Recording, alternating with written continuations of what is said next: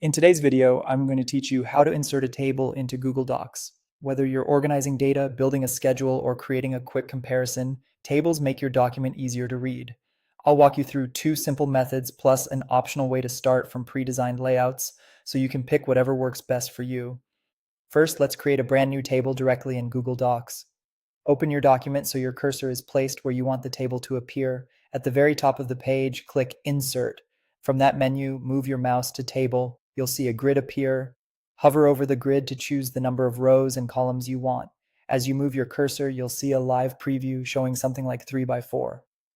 If you're not sure exactly what you need, choose a reasonable starting size. You can always change it later. When you're happy with the selection, click once and the table will be inserted right at your cursor. You can immediately start typing into any cell. If you pick the wrong size by accident, don't worry. Use undo or adjust later by adding or deleting rows and columns and dragging borders to resize. Now, if you already have a table somewhere else and just want it in your document, here's the fastest method. Copy the table from the original source, such as a spreadsheet or another document.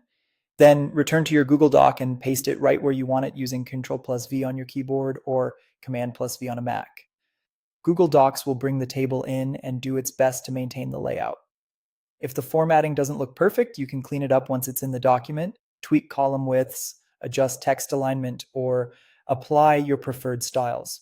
There's also an optional approach if you'd like a head start with structure and styling. Go to Insert, then Table, and choose a template from the available options. These templates provide pre-designed layouts that can save you time and give your table a polished look from the start.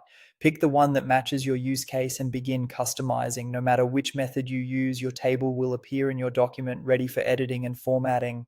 Try adjusting cell sizes, aligning text from the toolbar, and using background colors to highlight headers or important rows. A few simple tweaks can make your table easier to scan and more professional. And that's it.